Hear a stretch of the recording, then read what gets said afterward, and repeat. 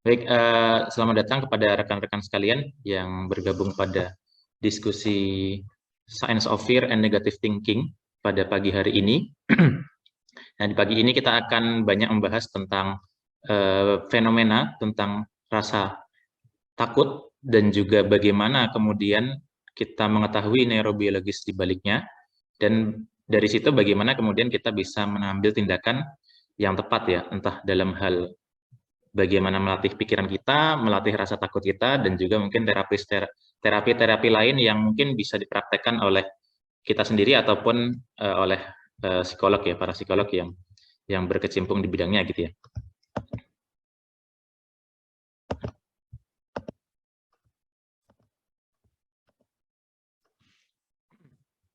Ya.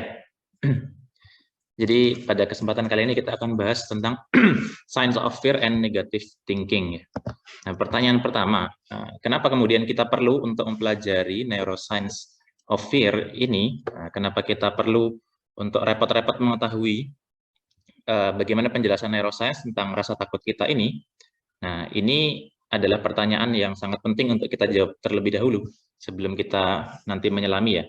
Kenapa? Karena basically kita manusia didesain memiliki rasa takut. Nah, memiliki rasa takut yang mana rasa takut itu memiliki fungsi yang sangat luar biasa. Nah, saya tidak mengatakan negatif, tapi mungkin saya mengatakan malah positif ya dalam hal survival. Nah, tapi kemudian kita nanti akan mendapati banyak sekali perubahan atau banyak sekali kondisi di mana manusia tidak perlu lagi kemudian mengaktifasi fear sistemnya. Nah, mengaktifasi rasa takutnya ini sehingga kemudian kita perlu mengetahui gimana sih trik-triknya atau kemudian bagaimana mekanisme rasa takut itu bekerja di otak sehingga darinya kita bisa belajar untuk menundukkannya, menjinakkannya. Intinya adalah kepada tahapan sampai kepada tahapan adaptif, bukan maladaptif. Jadi kalau rasa takut ini sampai pada tahapan maladaptif atau tidak membuat kita sulit beradaptasi, misal kita takut untuk memulai percakapan, takut untuk berinteraksi sosial, takut untuk mencoba hal yang baru, dan lain sebagainya, ketakutan-ketakutan ini kan relatif maladaptif, membuat kita malah sulit bertahan. Maka kemudian dari situ kita penting untuk bagaimana mempelajari dan menanganinya gitu ya. Nah, why do we fear? Nah, pertanyaan pertama adalah kenapa kemudian kita merasakan takut? Nah, apakah rasa takut itu penting? Nah, atau sesuatu yang maladaptif? Nah, maka kemudian kita perlu mengetahui alasan pertama kenapa kemudian kita diciptakan atau kita dibentuk dengan adanya rasa takut gitu ya. Nah, jadi bayangkan kalau seandainya kita ada di alam liar gitu ya, kita melihat singa yang sedang kelaparan, lalu kemudian ada di dekat kita. Nah, maka nanti kemudian respon yang akan kita berikan adalah, nah ini para ahli psikologi, itu kemudian menjelaskannya dengan istilah fight or flight gitu ya. Kita melawan atau kita lari. Nah, most likely kalau kita ketemu singa ya pasti kita lari ya, karena agak sulit kalau melawan gitu ya. Tapi sebagian besar, apa kalau kita mendapati bahaya, pilihannya kalau nggak lawan atau lari gitu ya. Nah, atau nanti ada tambahan lagi freeze ya, atau terdiam agar tidak dimangsa gitu ya. Nah, ini mekanisme alamiah yang kemudian di setiap makhluk hidup, terutama mamalia, ini ada ya, fight or flight gitu ya. Kenapa? Karena dalam rangka survival. Nah, entah pilihannya melawan bahaya itu atau kemudian lari dari bahaya itu. Nah, tujuan utamanya adalah bagaimana dia bisa selamat dari bahaya tersebut. Atau freeze ya, ada sebagian hewan atau kadang manusia juga bisa melakukan freeze ya, terdiam saat kemudian mengalami atau merasakan adanya bahaya. Nah, ini semua adalah bagian atau komponen utama dalam mekanisme bertahan hidup manusia, yang mana ini sangat penting untuk kita miliki, karena kalau nggak begini nanti kita akan mengalami akan dimangsa dan sebagainya gitu ya, akan kena dari bahaya gitu ya. Nah, maka kemudian mekanisme ini, nah beberapa orang mengatakan atau para saintis ataupun orang-orang biasa mengatakan fear system ya, fear system atau threat reflex dan lain sebagainya gitu ya. Nah, tapi ada juga yang mengatakan sebagai defense mechanism. Nah, jadi nggak sekedar takut, tapi ini lebih kepada defense, survival. Nah, kadang bisa jadi kita lari, kadang karena ketakutan terus kemudian lari, kadang bisa jadi kita emosi. Nanti kemudian juga melawan gitu ya. Nah, maka nanti ada komponen atau bagian penting dari mekanisme fight or flight ini, yaitu di bagian otaknya namanya adalah the amygdala. Nah, amigdala ada dua ya, letaknya di sebelah kanan dan sebelah kiri. Nah, amigdala ini posisinya ada di, kalau kita misalnya dari mata kita, terus nanti kemudian ada garis dari mata kita ke belakang sama dari telinga kita, nanti dua garis ini akan bertemu di tepat bagian namanya amigdala. Nah, ini mungkin teman-teman bisa lihat gambarnya ya. Nah, kalau para saintis menyebutnya sebagai fear, pusat dari fear dan juga aggression. Para neuroscientist banyak meneliti amigdala berkaitan dengan itu gitu ya. Dia berada di bagian yang namanya limbic system. Mungkin teman-teman pernah dengar istilah limbik, bagian otak yang mengatur masalah emosi. Ia dekat dengan hipokampus, dengan beberapa bagian limbic system yang lain yang nanti akan kita bahas satu persatu ya. Nah, ini namanya amigdala gitu, yang kuning-kuning ini. Nah, amigdala ini berperan penting atau sangat berkaitan dengan proses atau rasa takut manusia gitu ya. Nah, jika seandainya kemudian amigdala ini kemudian diambil, nah ini ada satu kasus namanya kasusnya SM, seorang perempuan ini kemudian kehilangan amigdalanya. Saya lupa dia ada penyakit apa gitu ya. Ya, yang mana saat dia kehilangan amigdalanya ini, lalu kemudian para saintis meneliti ibunya ini, lalu ternyata si ibu ini, si SM ini, itu sama sekali tidak bisa merasakan takut. Dia diajak ke rumah hantu, tidak takut, di jump scare gitu, nggak takut juga. Terus kemudian ditakut-takuti dengan berbagai macam stimulus rasa takut, dia sama sekali tidak merasakan takut gitu ya. Nah, dia berani megang tarantula, berani megang ular, berani dan lain sebagainya gitu ya. Nah, ini case yang sangat unik, nanti teman-teman bisa baca case SM, woman missing her amygdala, ibu-ibu yang kehilangan amigdalanya, yang mana ini menjadi subjek penelitian yang sangat berharga bagi dunia neuroscience ya, untuk mengetahui efek ketiadaan bagian otak tertentu, terutama amigdala terhadap kondisi psikologis. Tapi uniknya, walaupun dia tidak memiliki amigdala, tapi dia memiliki ketakutan tertentu. Nah, salah satu ketakutannya adalah dia takut kalau menghirup CO2. Nah, itu dalam laporannya ditemukan bahwa dia takut ketika menghirup CO2. Nggak tahu itu gimana mekanismenya, tapi kemudian ternyata walaupun tanpa amigdala juga ada mekanisme rasa takut juga. Tapi sebagian besar stimulus rasa takut, stimulus menakutkan yang biasa ditakuti oleh manusia pada umumnya, ini dia sama sekali tidak bisa merasakan takut itu. Nah, dari sini kita bisa belajar tentang peran amigdala ternyata sangat penting terhadap pemantik dari rasa takut itu sendiri. Nah, ini mekanismenya seperti ini, banyak sekali istilahnya, tapi saya hanya akan merangkum sekilas saja, bahwa nanti ketika kita mengalami rasa takut, nanti ada bagian tertentu yang bermain, seperti amigdala tadi sebagai fear system-nya, terus kemudian nanti ada yang namanya istilahnya HPA axis ya, mungkin teman-teman sudah pernah dengar, hypothalamic pituitary adrenal axis, atau mungkin saya biasa menjelaskannya sebagai stress system ya, stress system di mana nanti dari sana kemudian akan keluar hormon-hormon seperti adrenalin dan juga kemudian kortisol, atau yang biasa disebut sebagai stress hormon. Nah, adrenalin, kortisol nanti keluarnya dari adrenal gland atau kelenjar adrenal yang mana ada tepat di atas ginjal kita. Ini nggak perlu dihafal, tenang aja. Tapi intinya adalah mekanisme ini kemudian membuat kita itu kemudian keluar adrenalin, terus kemudian kortisol, nanti juga ada noradrenalin dan lain sebagainya, yang mana kemudian itu membuat mekanisme fisiologis dalam tubuh, membuat tubuh kita menjadi bersiap, membuat tubuh kita menjadi siaga gitu ya. Nah, inilah yang kemudian nanti kita menyebutnya sebagai sympathetic nervous system. Nah, tidak ada hubungannya dengan simpati. Sympathetic nervous system ini saat kondisi kita seperti mata kita terbuka, pupil kita terbuka, lalu kemudian nafas kita mulai cepat, terus tersengal-sengal, terus kemudian jantung kita berdetak kencang, terus kemudian usus kita kemudian pencernaan kita menahan dulu dan lain sebagainya gitu ya. Kadang juga terasa mau pipis dan sebagainya gitu ya. Jadi sympathetic nervous system ini membuat kita siap untuk tadi melawan atau lari. Melawan atau lari, yang mana ini mekanisme yang sangat penting ya. Juga termasuk otot ya. Jadi otot-ototnya kemudian semakin berkontraksi sehingga nanti dia siap untuk lari. Pilihannya kalau nggak lari dia melawan gitu ya. Nah, kalau nggak ada seperti ini, kita akan sulit untuk survival. Bayangin ada bahaya, ada jambret, tapi kemudian jantung kita nggak berdetak kencang, kita masih dalam kondisi kalem gitu ya. Nah, maka akan sulit untuk menghadapi atau lari dari bahaya tersebut. Nah, sehingga rasa deg-degan yang kita alami ini adalah hasil dari sympathetic nervous system yang dipantik oleh tadi ya, adrenal gland, yang mana itu lahir dari stimulus rasa takut yang kita dapat yang masuk ke dalam amigdala. Nah, itu sederhananya yang sistem besarnya seperti itu. Lalu kemudian gimana kemudian fear ini bekerja, rasa takut ini bekerja?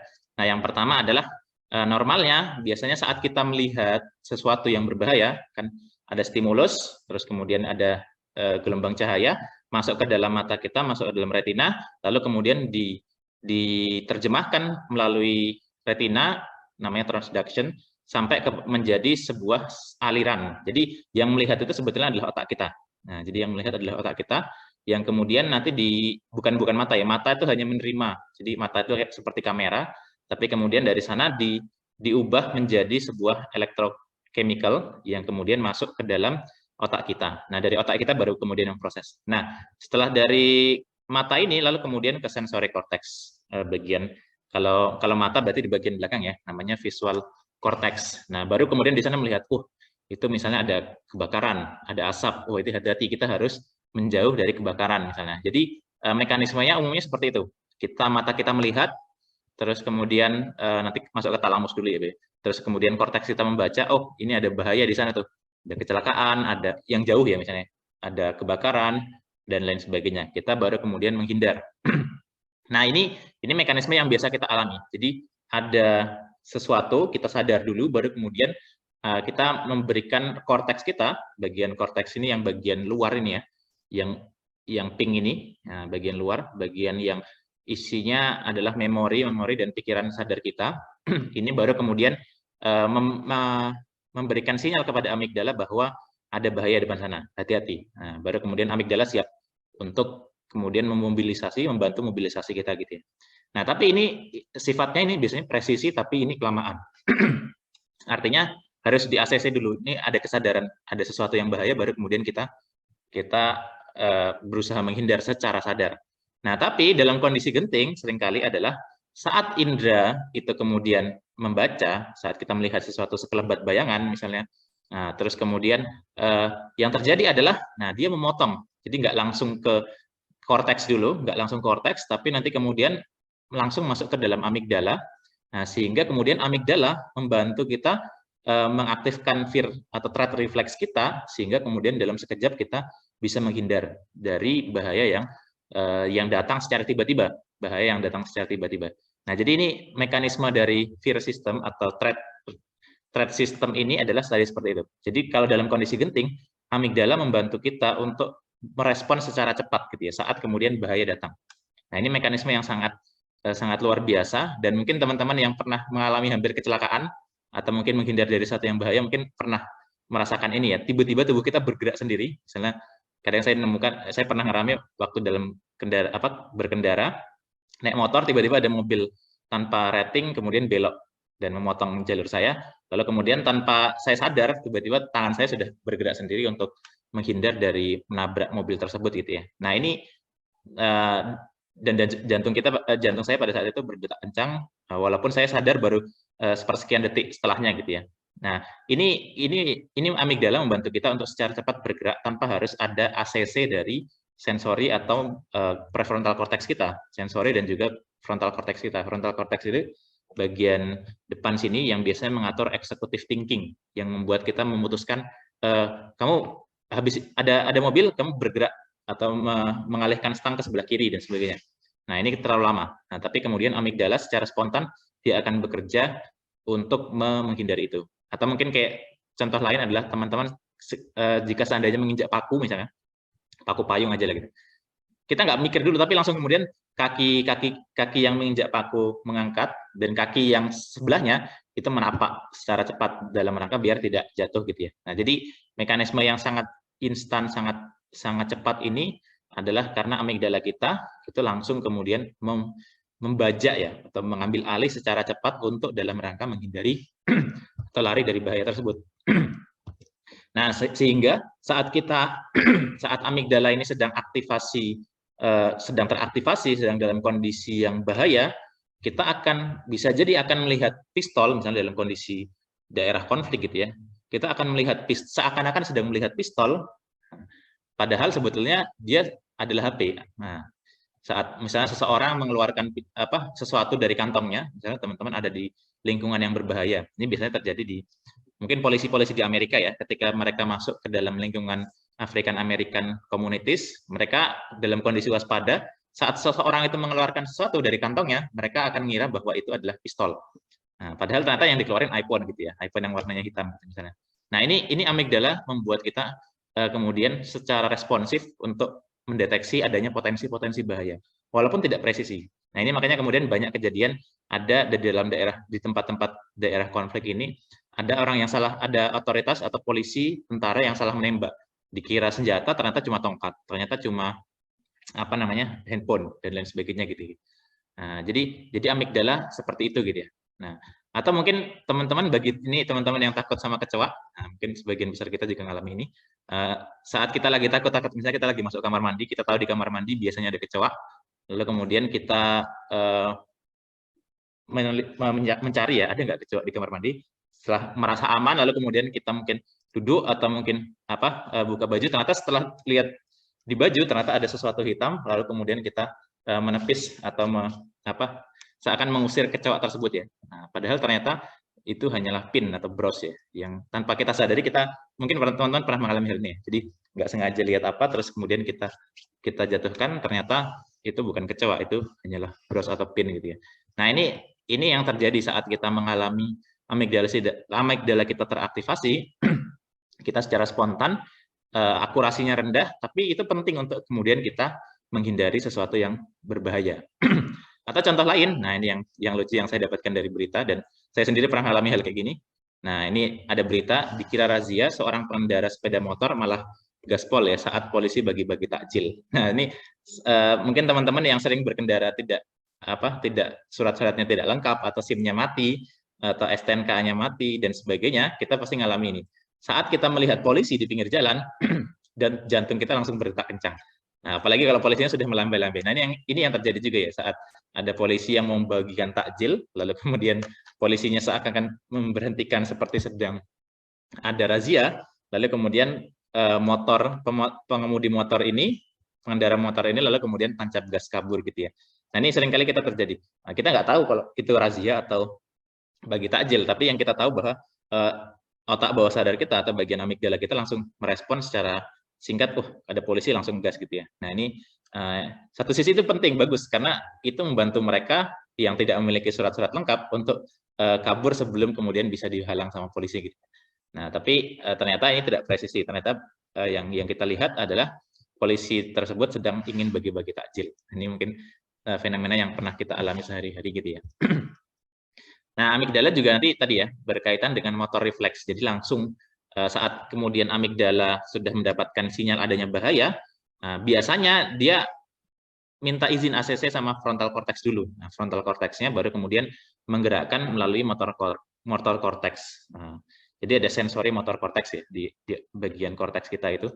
Nah, tapi ini butuh waktu yang lama. Misalnya tadi kita lihat dari jauh ada asap, ada bahaya, atau mungkin ada polisi dari kejauhan, mungkin kita tahu nih nanti di jalan ini ada polisi. Misalnya kita dapat info dari teman kita gitu ya. Nah, maka kemudian kita tahu, terus kemudian kita memilih untuk mencari jalur lain. Nah, tapi kemudian ketika misalnya ada bahaya datang secara tiba-tiba, misalnya ada kecoa terbang gitu ya, ini yang sering kali terjadi, kecoa terbang, terus kemudian kondisi kecoa terbang kayak gini, kita langsung secara cepat untuk menunduk. Nah, jadi seakan-akan tanpa ada ACC, kemudian kita langsung menghindar atau merunduk gitu ya. Nah, atau mungkin kalau teman-teman pernah mengalami, ada mungkin waktu kita lagi mandi gitu ya, lagi mandi terus tiba-tiba kita lagi naruh handuk, tiba-tiba handuk kita jatuh kan, kita pasti nggak mau handuknya basah. Nah, secara spontan, tangan kita langsung meraih handuk tersebut. Nah, mungkin ada yang pernah mengalami hal kayak gini. Kalau ada yang pernah mengalami hal gini, berarti refleksnya dia cepat ya. Dan kemungkinan juga dia lebih gampang untuk dikejutkan dengan sesuatu hal yang berbahaya. Saya sendiri juga sering mengalami gini ketika ada handuk baru jatuh, tanpa sadar, tanpa adanya ACC dari otak sadar saya, lalu kemudian tangan bergerak untuk kemudian mengambil handuk yang jatuh tersebut.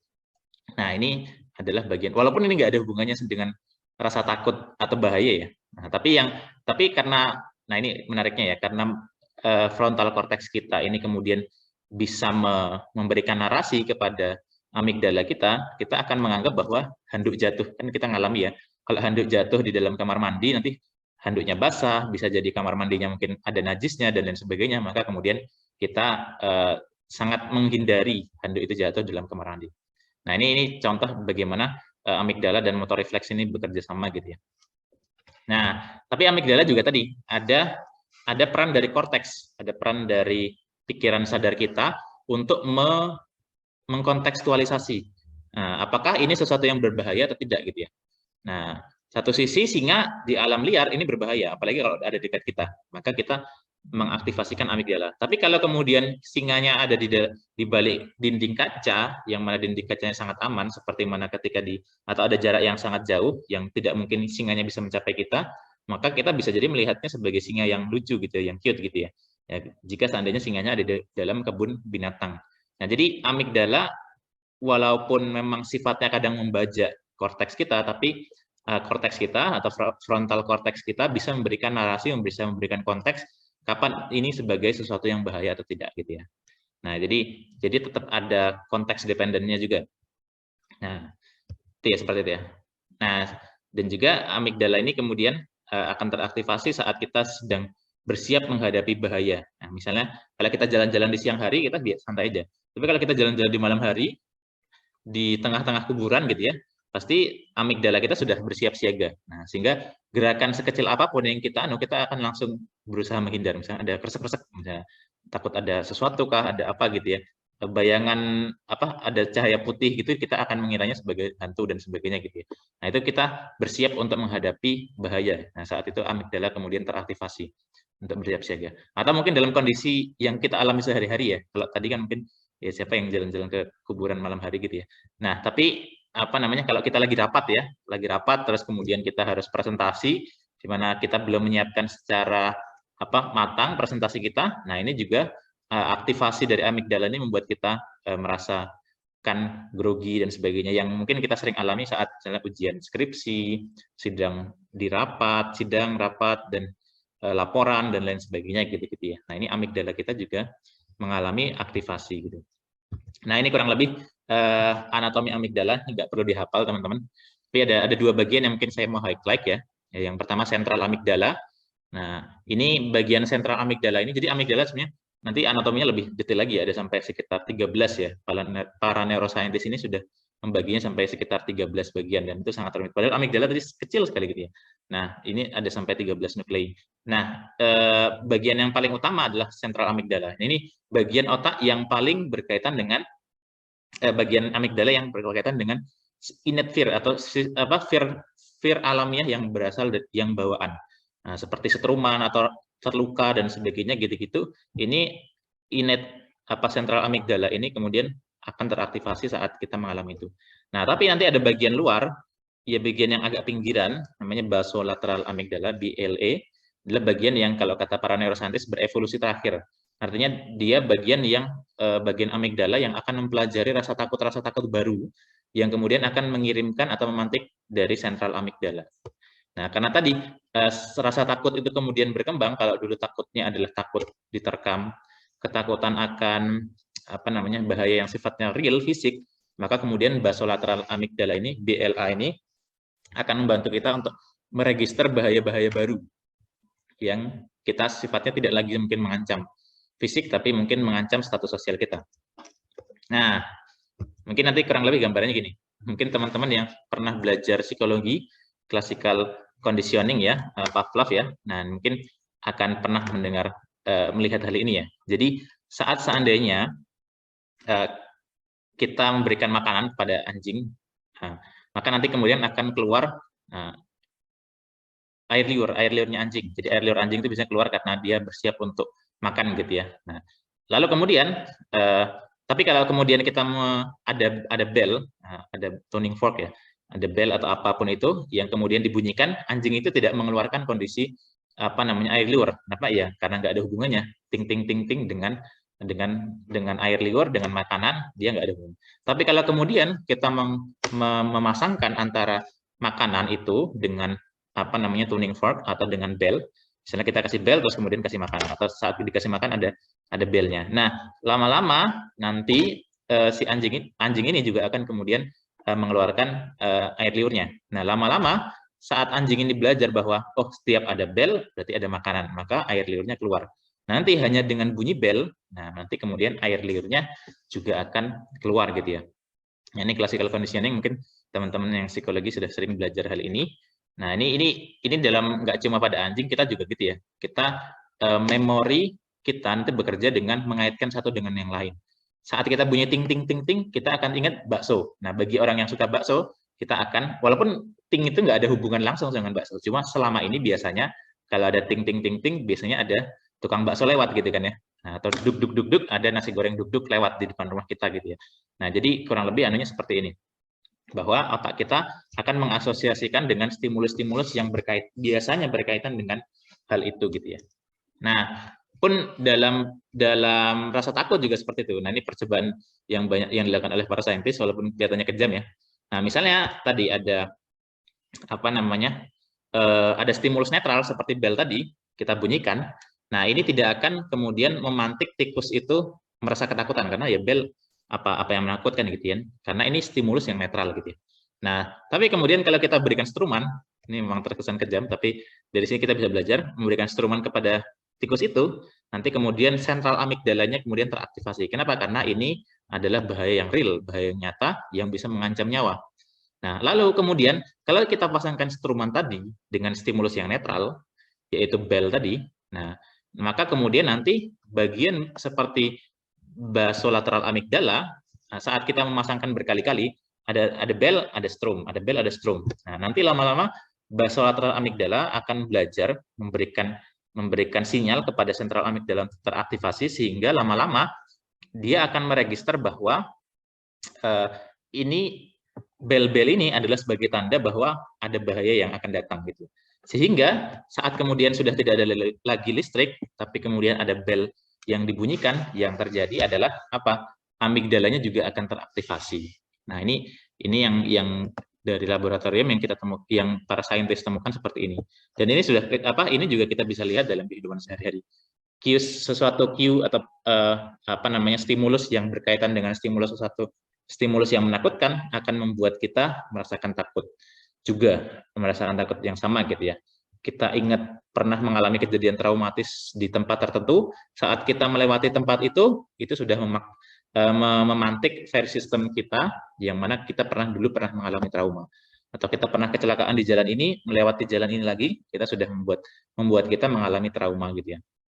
Atau mungkin kita melewat di kantor kantor di kampus, lewat depan kantornya dosen pembimbing, itu sudah membuat apa namanya amigdala kita teraktivasi gitu ya. Nah, jadi kurang lebih mekanismenya seperti ini, bahwa otak kita akan terutama basolateral amigdala membantu kita mengaitkan konteks dari sumber bahaya yang kemudian akan mengaktifkan amigdala itu sendiri gitu ya. Nah, itu sekilas tentang bagaimana proses fear terjadi dan bagaimana fear acquisition ya, kalau dalam bahasa ilmiahnya para neuroscientist mengatakan fear acquisition, di mana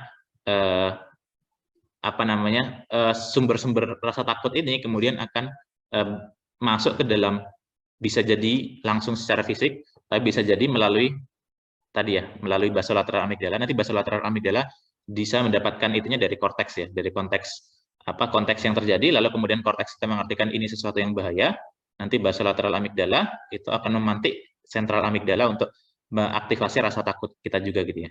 Nah, tadi sentral amigdala tadi, kalau teman-teman lihat yang bagian ini saya ambil dari presentasinya Kerry Ressler ya, nanti akan dia sentral amigdala ini yang kemudian akan memantik bagian-bagian lain yang kemudian akan menciptakan sistem fear.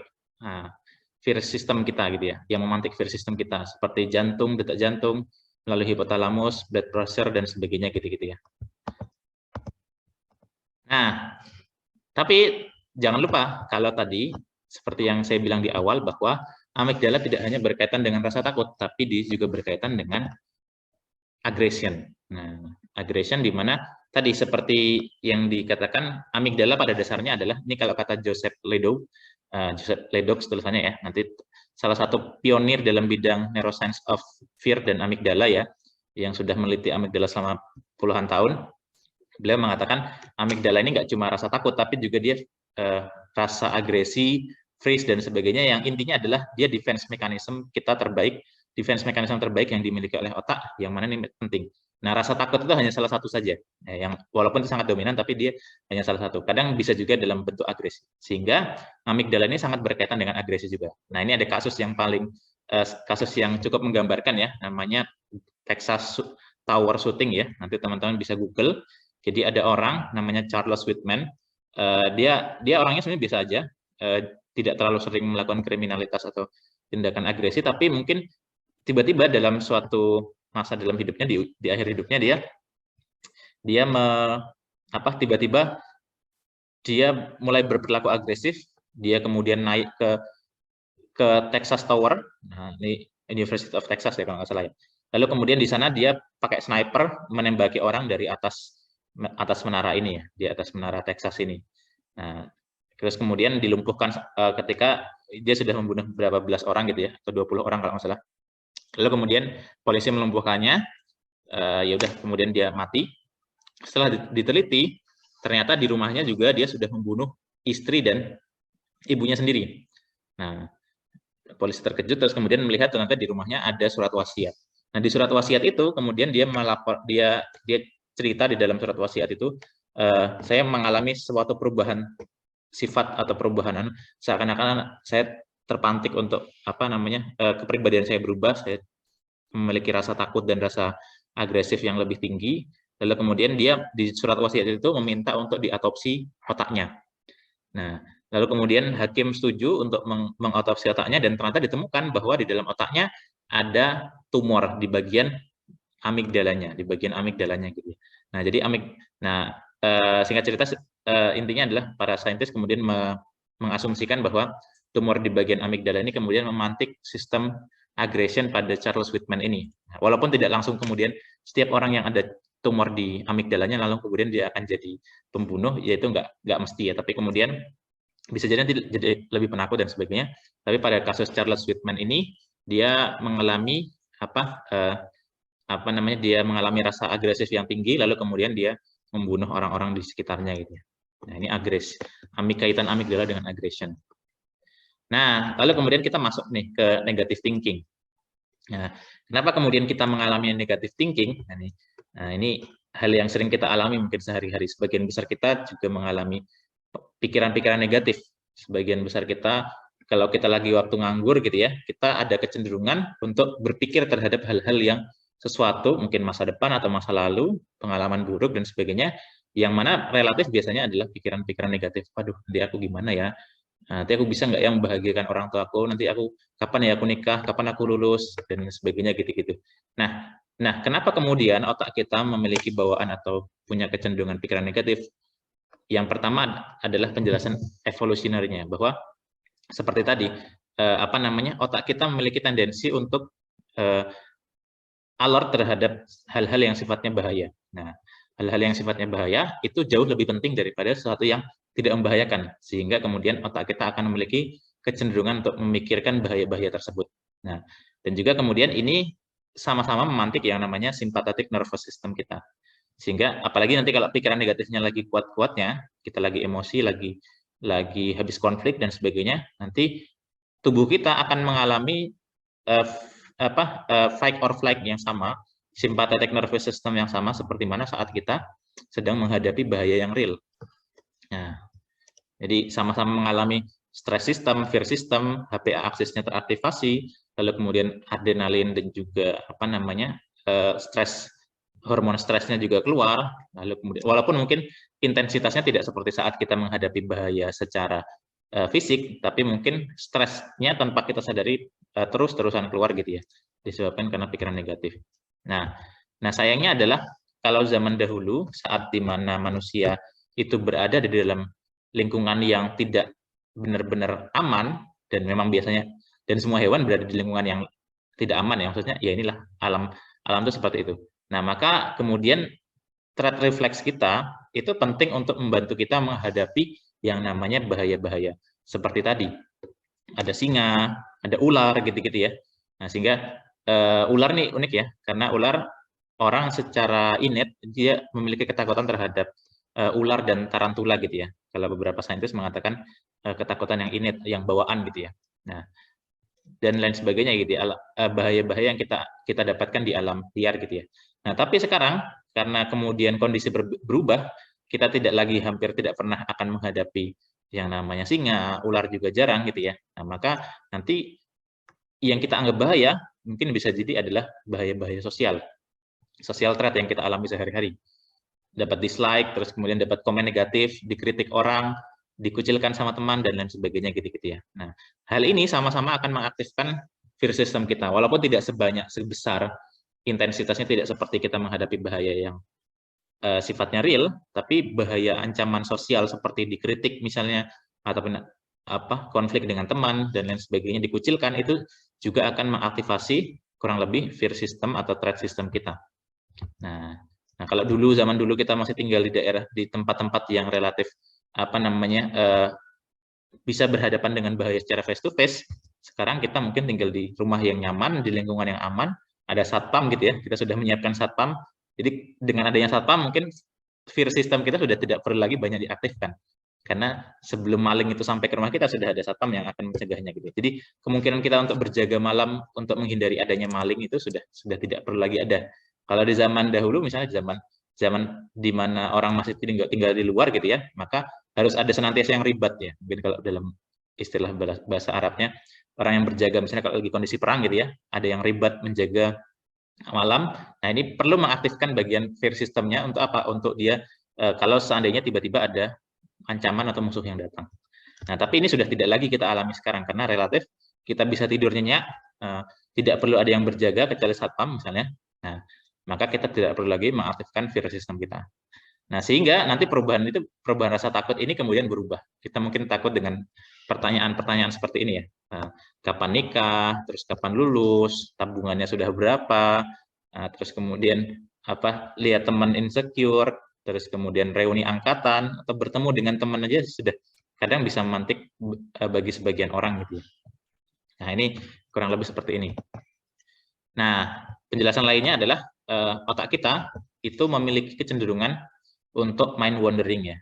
Nah, jadi saat kemudian otak kita tidak ada kesibukan, kita tidak sedang main bola atau nyapu atau masak dan sebagainya, maka otak kita pasti senantiasa bekerja aktif yang namanya default mode network ya, yang membuat kita untuk senantiasa memikirkan sesuatu.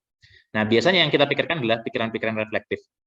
Nah, aku sudah melakukan apa ya di kehidupanku ini, aku sudah bermanfaat belum untuk orang lain. Kadang bisa jadi positif, tapi kadang bisa jadi negatif. Kok aku nggak lulus-lulus, terus kapan aku nikah, terus kemudian ada pikiran-pikiran negatif lain, aku tabunganku udah berapa ini, dan sebagainya gitu-gitu.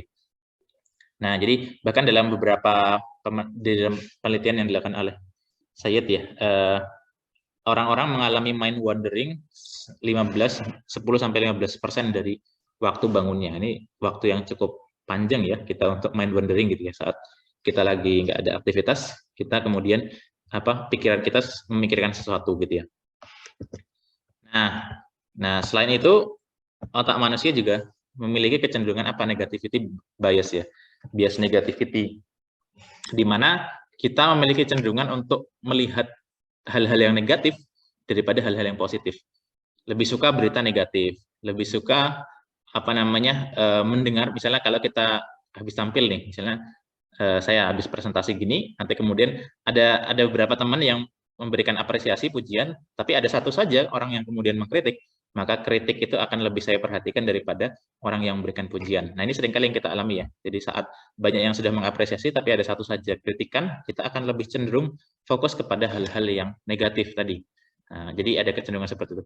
Kita punya kecenderungan untuk fokus pada wajah yang negatif daripada yang positif, dan lain sebagainya gitu ya. Nah, ini kecenderungan kita untuk negativity bias. Makanya kemudian kalau kita lihat berita-berita itu lebih banyak berita yang negatif. Nah, ini yang dilakukan oleh media massa ya. Kenapa? Karena otak kita lebih fokus pada hal yang negatif. Sehingga kadang negativity bias ini membuat kita lebih takut terhadap sesuatu gitu ya. Padahal sebetulnya sesuatu itu jauh lebih aman. Misalnya kalau dalam hal kecenderungan orang tua takut untuk melepas anaknya gitu ya. Nah, misalnya di Amerika, ada sedikit 1-2 kasus saja yang kemudian dilaporkan bahwa ada terjadinya penculikan, lalu kemudian semua orang tua kemudian menjadi takut untuk melepaskan anaknya bermain di taman dengan teman-temannya gitu ya. Nah, padahal kalau dilihat ini yang laporan yang saya dapat, ternyata tingkat kriminalitas, tingkat penculikan di Amerika, penculikan anak di Amerika itu jauh lebih menurun dibanding beberapa dekade yang lalu. Nah, tapi orang-orang karena berita, lalu kemudian berita ini membuat para orang tua takut, akhirnya tidak berani sama sekali untuk kemudian melepaskan anaknya untuk bermain dengan teman-temannya di taman gitu ya. Nah, jadi kita punya kecenderungan negativity bias. Jadi ini makanya teman-teman kita perlu berhati-hati dalam melihat sesuatu berita negatif, kita perlu melihat secara dari sudut pandang yang lebih luas ya. Nah, mungkin kalau case yang kemarin yang lagi berita viral tuh kasus remaja hamil di Ponorogo yang kemarin sudah sempat saya bahas di video saya. Nah, ketika kita mendengar berita itu, kita akan karena tadi kita punya kecenderungan negativity bias, kita akan fokus pada sisi negatifnya. Padahal setelah kita melihat data itu secara lebih luas, kita akan menemukan data di Ponorogo itu kasusnya ya memang ada, bukan berarti saya menutupi dan kita tidak peduli, tapi kemudian itu angka yang relatif normal dibanding daerah-daerah lain. Nah, jadi media ini kemudian ada kecenderungan untuk cherry picking, memfokuskan pada salah satu, dan kemudian ketika kita sudah melihat berita itu secara dari sudut pandang media, kita akan memiliki framing yang negatif. Padahal mungkin bisa jadi ada penurunan dalam hal seks bebas dan sebagainya gitu ya, dengan kehamilan di luar nikah gitu ya. Nah, ini perlu melihatnya secara lebih objektif gitu ya. Nah, sayangnya otak kita memiliki kecenderungan negativity bias. Gitu ya. Nah, ini kadang juga digunakan oleh para marketer untuk membuat atau menjual rasa takut gitu ya. Nah, jadi ada kecenderungan para marketer atau para produsen perusahaan itu memberikan rasa takut kepada para konsumennya dengan menakut-nakuti kalau nggak mengkonsumsi ini gini-gini nanti akan jadi seperti ini gitu ya. Jadi fear based marketing ya. Kemarin ada teman saya yang memberikan informasi tentang ada kecenderungan kita untuk lebih mudah termakan dengan hal-hal yang berbau seperti fear based marketing. Nah, ini didasari atas kecenderungan kita tadi, takut terhadap sesuatu, takut merasa berbeda dari temannya, takut untuk tidak mendapatkan sesuatu dan sebagainya gitu-gitu. Nah, ketakutan ini membuat kita kemudian membeli produk tersebut gitu ya. Nah, kecenderungan fear ini juga mengalami yang namanya fear generalization atau negativity generalization. Nah, jadi saat kita mengalami nah ini gambarannya kurang lebih. Saat kita mengalami suatu hal yang negatif, kita akan menggeneralisasi itu terhadap semua hal yang berkaitan dengan itu gitu ya. Nah, misalnya kalau dalam case kita pernah jalan-jalan ke suatu kota misalnya, ke daerah mana gitu ya, daerah tertentu, lalu kemudian di sana kita mengalami kemalingan. Nah,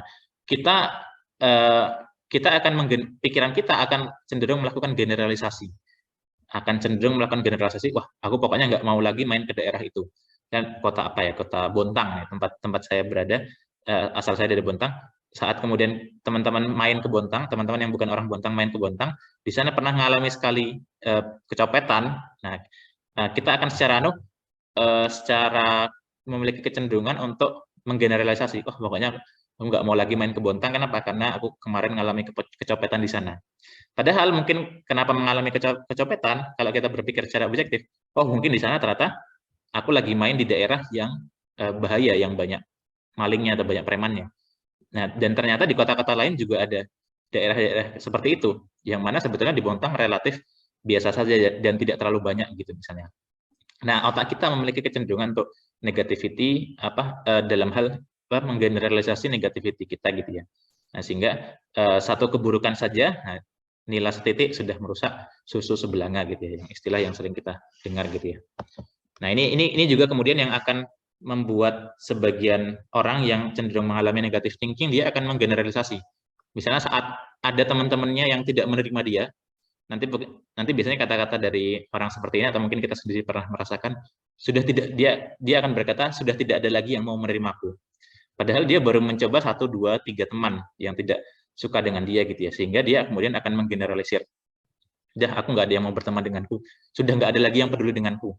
Padahal dia masih ada orang tua, masih ada kakak adik, masih ada sahabat dekat dan lain sebagainya, tapi hal yang negatif itu jauh lebih menguasai pikirannya yang kemudian dia menggeneralisir bahwa semua orang tidak ada lagi yang peduli dengan dia.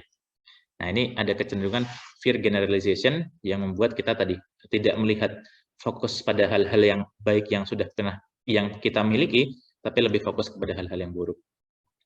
Nah, penjelasan lainnya adalah, nah ini seperti tadi ya, jadi berkaitan dengan memori ya. Jadi otak kita akan terpantik mengingat sesuatu saat ada cue-cue atau petunjuk-petunjuk atau stimulus-stimulus yang berkaitan dengan sesuatu tersebut. Misalnya kalau ada ting-ting nanti ada bakso, ada duk-duk ada nasi goreng, ada wangi parfum tertentu, misalnya kalau kita ingat wangi parfum seseorang gitu, kita akan mengingatkan kepada, oh ini kayak parfumnya si itu gitu ya, padahal ternyata orang lain gitu ya. Nah, atau mungkin kalau ada iklan marjan kita akan, oh ini lagi mau bulan Ramadan. Nah, sama seperti itu, salah satu prediktor yang membuat kita salah satu cues yang akan membuat kita terpantik dengan memori negatif adalah mood negatif.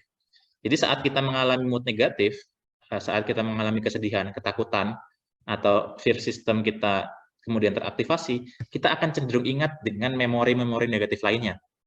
Ya, jadi saat kita konflik sama teman, emosi kita kan lagi memuncak. Terus kemudian langsung kita akan teringat semua aib-aib teman kita. Ya, kayak gitu. Ada kecenderungan untuk menyerang balik teman kita buka, oh aku ingat dia dulu pernah gini, pernah A, pernah B, dan sebagainya gitu-gitu. Nah, sehingga kecenderungan itu akan membuat kita berputar-putar pada pikiran atau memori-memori negatif kita saat kita mengalami mood negatif tadi. Nah, saat besok kita sudah tidak mengalami mood negatif, emosi negatif, mungkin kita sudah tidak terpikirkan lagi aib-aib atau keburukan dari teman kita gitu ya. Nah, jadi ini saya dapat dari Stephen Ilardi ya, di bukunya Depression Cure nih, buku yang sangat bagus teman-teman. Kalau yang mau overcome dari depression, beliau menggambarkan bahwa tadi memori kita ini adalah budak dari emosi kita. Jadi saat emosi kita positif atau emosi kita negatif, kita akan memiliki kecenderungan untuk memantik memori-memori yang berkaitan dengan itu gitu ya. Nah, itu ya. Jadi ini beberapa penjelasan tentang bagaimana kemudian otak mengalami pikiran negatif ya. Walaupun nanti banyak lagi penjelasan psikologis lainnya ya. Tapi mungkin saya lebih dari perspektif neuroscience dulu. Nah, selain itu juga ada orang-orang yang lebih memiliki kerentanan untuk berpikiran negatif. Ini sudah pernah saya bahas di video sebelumnya ya. Nah, yang pertama adalah genetik. Ini agak rumit, tapi saya sekilas saja menggambarkan bahwa memang tidak semua orang terlahir secara equal. Tidak semua orang memiliki psikologis atau yang sama. Yang ini mungkin seringkali kita kalau ketika belajar psikologi atau pendidikan, kita akan menisbatkan kepribadian seseorang kepada pendidikan masa kecil dan juga masa setelahnya gitu ya. Nah, ini seringkali kan kita gitu ya. Makanya kenapa orang tua sangat menginvestasikan waktu untuk mendidik anaknya dan sebagainya gitu ya. Ketika ada kesalahan nanti disalahkan adalah orang tuanya. Tapi kita jarang melihat aspek-aspek genetik. Ini kemarin sudah pernah saya bahas di webinar sebelumnya bahwa aspek genetik itu jauh lebih membentuk kepribadian kita daripada pengasuhan. Nah, dalam hal perbedaan ya. Artinya perbedaan yang kita miliki antara kita ini lebih disebabkan karena aspek genetik, bukan dari pengasuhan orang tua kita. As long as orang tua kita memberikan pengasuhan yang mencukupi. Artinya nggak diabaikan seperti kasus Daniel Crockett, mungkin yang teman-teman pernah lihat video saya sebelumnya. Asal orang itu tidak memiliki maka nanti selebihnya masalah genetik. Kecerdasan, kepribadian, kecenderungan, hobi nonton TV, hobi baca buku, hobi apapun itu, religiusitas, itu juga banyak dikaitkan dengan genetik. Termasuk juga kecenderungan pikiran negatif. Nah, jadi ada 2 gen yang sangat, sebenarnya banyak ya, tapi ada beberapa yang kemudian para saintis menemukan adalah ADRA2B, deletion varian, yang itu nanti berkaitan dengan sistem norepinefrin ya. Norepinefrin itu kalau nggak salah di bagian, saya lupa nama bagiannya ya. Terus kemudian juga ada FKBP5 polymorphism yang nanti berkaitan dengan glukokortikoid atau kortisol. Ya, ini stres sistemnya gitu ya. Nah, norepinefrin ini temannya adrenalin ya, dia akan membantu atau memantik kita untuk alert, memantik kita untuk fokus kepada hal-hal yang negatif. Nah, glukokortikoid akan berkaitan dengan stres sistem kita, kortisol, yang mana kalau itu berlebihan akan membuat kita tadi kecenderungan berpikiran negatifnya juga tinggi, kecenderungan stresnya lebih tinggi gitu ya. Nah, jadi dari bawaan genetik aja kita sudah memiliki perbedaan. Nah, jadi kita nggak perlu mengejudge kalau ada orang yang lebih gampang negatif thinking, karena bisa jadi dia sudah bawaan genetik dari orang tuanya, yang itu kadang kita nggak bisa milih ya, bukan kadang ya, tapi memang nggak bisa milih terlahir dari orang tua yang seperti apa. Nah ini teman-teman silahkan nanti bisa baca jurnalnya untuk mengetahui lebih dalam gitu ya. Nah, yang lain adalah prenatal stress. Nah ini juga sangat penting. Kita cukup mengetahui bahwa prenatal stress, stres yang berlebihan akan kemudian memantik kortisol pada ibu yang kemudian akan diteruskan ke fetus, ke janin, yang mana ini nanti akan berdampak pada pembentukan yang permanen di dalam otak bayi, yang itu kemudian sampai kepada dia semasa hidupnya akan cenderungan seperti itu. Seperti kecenderungan, oh nggak ada anehnya, kecenderungan apa namanya, nanti bagian-bagian tertentu yang kena adalah HPA axis, amigdala, prefrontal cortex, nanti HPA axis dan amigdalanya akan cenderung lebih teraktivasi, dan juga prefrontal cortex-nya akan lebih lemah gitu ya. HPA axis, amigdala tadi ya, berkaitan dengan fear system, stress system, dan nanti PFC-nya akan cenderung lebih lemah, berkaitan dengan kemampuan untuk mengendalikan pikiran kita. Jadi ini ternyata dampaknya sangat luar biasa. Sebetulnya selain stres, ada lagi yang lain ya. Jadi ada senyawa-senyawa lain termasuk testosteron. Nanti bahkan testosteron membentuk kecenderungan orientasi seksual dan gender ya. Tapi ini kapan-kapan kita bahas. Tapi itu jarang, atau kita nggak bisa. Tapi stres ini yang setidaknya yang bisa kita kendalikan. Ternyata berperan penting terhadap apa kecenderungan kepribadian anak kita. Nah, jadi kalau kita melihat anak punya kecenderungan seperti conduct disorder, ADHD, anxiety, dan fearfulness, lebih takut, terus kemudian sulit fokus dan lain sebagainya. Selain genetik, kita bisa melihat itu pada glukokortikoid atau stres yang dialami ibu saat mengandung gitu ya. Nah dari sini kita belajar untuk ibu dan bapak dan juga keluarga untuk bagaimana menjaga agar ibu-ibu yang hamil ini untuk bisa mendapatkan tempat yang aman dan nyaman ya, sehingga tidak berlebihan mengaktifasi stres sistem yang nanti berdampak seumur hidup terhadap bayinya gitu ya. Ini saya tidak menakut-nakuti, tapi teman-teman silahkan bisa menyiapkan dari sekarang ya. Nanti teman-teman, ini buku yang sangat bagus menjelaskan ini adalah namanya Why Love Matters. Ini sudah pernah saya bahas di YouTube saya juga. Nanti teman-teman bisa melihat video dan juga bukunya, yang baca bukunya ya, yang dikarang oleh Sugar Heart ya. Buku yang sangat bagus sekali untuk dibaca oleh ibu dan juga bapak ya.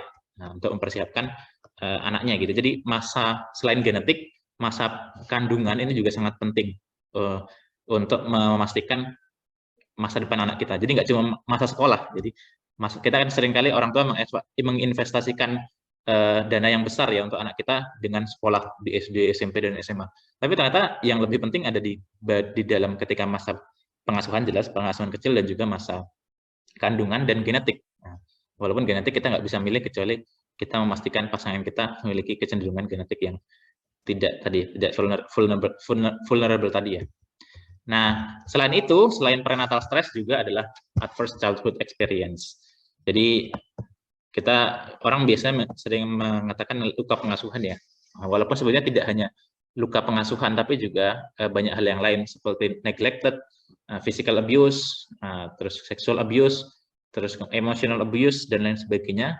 Ini stres, intinya sederhananya stres yang dialami anak saat dia masa anak-anaknya itu banyak sekali berdampak terhadap pembentukan sistem saraf atau pembentukan otaknya, yang itu kemudian nanti bisa berefek secara long lasting di otaknya gitu ya. Nanti teman-teman bisa membaca pakar dunia yang paling banyak dikutip dalam hal adverse childhood experience adalah Robert Anda dan Vincent J. Felitti ya. Nanti teman-teman bisa lihat di papernya ini. Ini udah belasan ribu yang mengutip beliau ya tentang adverse childhood experience, karena paling leading di bidangnya gitu ya. Nah ini dampaknya luar biasa adverse childhood experience.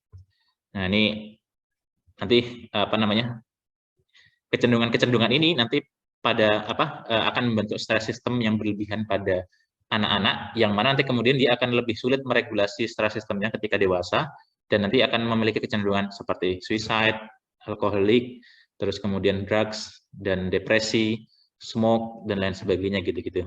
Nah ini jadi ada kurang lebih saya menggambarkan ada 3 komponen ya, masa genetik, terus kemudian tadi prenatal stress, dan juga adverse childhood experience. Ini semua akan menjadi lapisan-lapisan pertama yang akan menentukan apakah kita memiliki kecenderungan negative thinking atau penakut atau lebih kecenderungan anxiety dan nanti sampai kecenderungan depression atau enggak, ini dari kurang lebih dari 3 ini. Walaupun nanti di fase-fase hidup selanjutnya juga sangat berpengaruh, tapi 3 ini menjadi salah satu fondasi dasar yang kemudian menentukan tumbuh kembang anak dan kepribadian kita gitu ya. Nah, sekarang kita masuk ke tools-nya nih. Bagaimana kemudian langkah yang bisa kita lakukan untuk mengurangi kecenderungan pikiran negatif. Nah, yang pertama adalah bagaimana cara kita kemudian mengurangi pikiran negatif atau rumination. Rumination itu adalah pikiran negatif yang berlebihan, yang mana membuat kita terjebak terhadap pikiran negatif itu selama berjam-jam. Adalah pertama kita perlu menyadari dulu bahwa kita sudah terjebak pada pikiran negatif ini selama berjam-jam. Ini klise ya, tapi teman-teman bisa mengetahui ini saat kita sudah berpikir negatif ini tanpa adanya suatu hal yang produktif.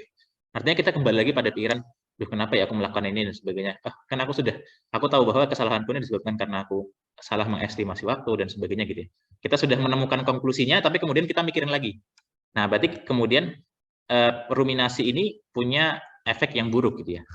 Nah, satu sisi sebenarnya pikiran cemas negatif itu satu sisi bagus untuk kita mengevaluasi diri ya. Misalnya kita habis konflik sama teman, kita perlu mengevaluasi diri. Oh, aku salahnya kenapa ya? Oh iya, aku salah. Aku lupa ulang tahun temanku, aku kok nggak datang waktu dia nikahan atau waktu dia wisuda, waktu dia lagi sakit, waktu ibunya meninggal kok aku nggak datang dan sebagainya gitu-gitu. Nah, ini bagus untuk kemudian kita mengevaluasi diri atau memperbaiki keadaan. Tapi kalau itu berlaku selama berjam-jam dan juga kemudian kita tahu bahwa kita sudah sampai pada pola yang sama dengan yang sejam yang sebelumnya, maka kita berarti sudah stuck di pikiran itu. Nah, oleh karena itu kita perlu menyadari dan mungkin kita perlu memberikan timer ya. Nah, kita memberikan timer, sudah berapa menit nih, sudah berapa jam aku kemudian terjebak pada pikiran negatif. Aku sadar, oh ini aku sudah mikirin lagi nih, mikirin hal yang sama dengan sejam yang sebelumnya, maka udah aku nggak perlu mikirin lagi, konklusinya sudah tak dapat, sudah tak catat, nah maka aku harus beralih ke yang lain. Nah, kecenderungan itu lalu kemudian yang kedua adalah setelah kita menyadari bahwa kita sudah berpikir negatif selama berjam-jam, kita perlu, yang kedua adalah perlu terlibat dalam engaging activity. Aktivitas yang membuat kita engage dengan sesuatu gitu ya. Nah, kenapa? Karena saat kita seperti tadi ya, saat kita tidak memiliki aktivitas atau kesibukan yang mengalihkan fokus kita, otak kita akan mencari fokus lain dengan mind wandering tadi. Nah, saat kita sedang dalam kondisi emosi negatif, maka mind wandering ini nanti akan lebih banyak didominasi oleh pikiran-pikiran negatif yang juga akan mengaktifkan stress system kita. Nah, sehingga yang penting untuk kita lakukan adalah kita harus terlibat dalam aktivitas yang engaging, entah dengan bekerja, misalnya dengan ini gambarannya ya, misalnya kalau kita lagi nongkrong ya, ini saya ngambil gambar Drake ya, lagi nongkrong sama teman, kan kita lagi asik ya, tiba-tiba ada berita negatif kita dapat dari HP kita. Nah, ada sebuah berita yang membuat kita terpikiran gitu ya. Nah, saat kita membaca berita itu, entah misalnya ada kabar buruk, ada orang yang berkonflik dengan kita, pikiran kita akan fokus dengan hal negatif itu, ya enggak? Dan nanti teman-teman kita yang ada di sekitar kita cuekin. Jadi saat teman kita ngajak ngobrol, yuk kita akan fokus sama HP gitu ya. Kita nggak dengar apa yang teman kita katakan. Teman kita lagi ngajak ngomong, kita fokus kepada HP kita. Nah, ini pikiran kita sedang tersedot pada sumber pikiran negatif tadi. Nah, ini disebabkan karena apa? Karena tadi stress system kita, fear system kita ini membuat kita sangat fokus terhadap hal-hal atau stimulus negatif. Nah, untuk mengembalikan itu, maka kemudian kita jangan berlarut-larut dalam kesendirian dan juga pikiran negatif kita. Kita kemudian perlu kembali untuk engaging dengan orang atau dengan aktivitas kita. Entah bermain dengan anak, entah berkebun dengan keluarga, dan lain sebagainya. Nah, aktivitas-aktivitas ini sangat membantu kita untuk mengurangi pikiran negatif. Di paper yang ditulis oleh yang di bawah ini ya, teman-teman bisa membaca yang oleh Cross dan juga Hoeksema. Ini salah satu Rethinking Rumination, ini paper yang sangat bagus, nanti teman-teman bisa membaca kalau mau mendalami soal ruminasi. Nah, saat terutama orang-orang yang menderita depresi, dia kan cenderung tidak bisa mengendalikan ruminasinya. Disebabkan karena bagian fear dan stress sistemnya teraktivasi. Nah, saat dia sedang waktu nganggur, nggak ada kerjaan, dia akan kembali lagi dalam pikiran negatifnya. Aku nggak berharga, tidak ada lagi yang mau hidup denganku, tidak ada yang mau menerimaku, dan sebagainya. Maka kemudian solusinya adalah dikasih distraksi. Distraksinya dengan apa? Pekerjaan, dengan sesuatu aktivitas yang melibatkan fokus mereka gitu ya. Nah, sehingga dari situ dia akan cenderung mengurangi kecenderungan ruminasinya gitu ya. Nah, itu jadi beberapa tipsnya. Nah, yang lain adalah dalam hal kognitif ini, kognitif tingkat tinggi kita, di mana sebetulnya kognitif kita juga bisa mengendalikan emosi negatif kita gitu. Nanti teman-teman bisa baca paper ini papernya sangat banyak dirujuk oleh para peneliti lain, Osner dan juga Gross ya. Mungkin teman-teman pernah baca bukunya Gross. Nah, bahwa kognitif pikiran kognitif kita itu bisa mengendalikan emosi kita. Caranya adalah dengan mengontrol atensi kita, terus kemudian mengubah ekspektasi kita dan interpretasi kita terhadap memori atau emosi negatif kita gitu ya. Misalnya kalau kita mengalami konflik, kita dicampakkan sama teman kita dijauhi sama teman kita, kalau seandainya kita bisa memberikan makna ulang terhadap itu dan menjadikan itu sebagai sesuatu yang hikmah yang berharga, maka kita bisa mengontrol kecenderungan untuk menurunkan emosi negatif kita gitu ya. Nah, seperti mana kata filsuf Marcus Aurelius, if you are distressed by anything external, the pain is not due to the thing itself, but to your estimate of it, and this you have the power to revoke at any moment. Jadi kalau kita punya pikiran yang kuat untuk mengontrol atensi kita, untuk mengubah makna terhadap hal-hal yang negatif itu, nanti kemudian stress system kita, fear system kita bisa kemudian kita shutdown gitu ya, kita turunkan gitu ya. Nah, dari sudut pandang yang lain, nah kalau saya mungkin lebih menekankan tentang bagaimana kita memaknai ulang takdir yang menimpa kita saat kita mengalami hal-hal yang negatif. Nah, bahwa pada dasarnya secara prinsip kita tahu bahwa Allah itu Maha Pengasih bagi seluruh hambanya. Nah, sehingga segala sesuatu takdir yang kita katakan sebagai takdir yang buruk itu pada dasarnya adalah baik. Ya, karena semua itu adalah ayat. Ayat itu adalah kalau dalam bahasa Arab adalah tanda. Yang namanya tanda, ayat ada yang bersifat kauliyah seperti apa yang ada dalam Quran, ada juga yang bersifat kauniyah yang diciptakan dalam alam semesta ini, mulai dari bintang, mulai dari bumi, mulai dari tubuh kita, semua adalah ayat tanda. Termasuk juga fenomena-fenomena yang terjadi dalam kehidupan kita. Kita kemudian mengalami hal-hal yang traumatis, orang tua kita meninggal karena kecelakaan, kita mungkin bercerai dengan pasangan kita, dan lain sebagainya, kita tahu bahwa semua itu adalah ayat atau tanda dari Allah, maka sehingga di situ ayat itu tandanya adalah dalam rangka agar kita kembali mengingat sama Allah. Saat kita mendapatkan musibah, maka sejatinya adalah Allah meminta kita untuk kembali fokus kepada Allah, bahwa semua ujian musibah yang dapat atau yang datang kepada kita adalah berasal dari Allah. Nah, sehingga dan segala sesuatu yang di luar kita itu juga bukan kuasa kita. Kalau kondisi neurobiologi saja kayak tadi ya, kecenderungan stres, kecenderungan negative thinking, itu udah bawaan lebih banyak bawaan daripada apa yang kita bisa pilih, maka apalagi yang ada di luar sana. Kita ngalami musibah, kita ngalami konflik dengan teman dan lain sebagainya, maka kita akan melihat itu sebagai suatu ujian. Nah, dan kita perlu mengetahui bahwa ada ganjaran dari setiap kesulitan yang kita lalui. Nah, semakin berat ujian, maka semakin besar pahalanya.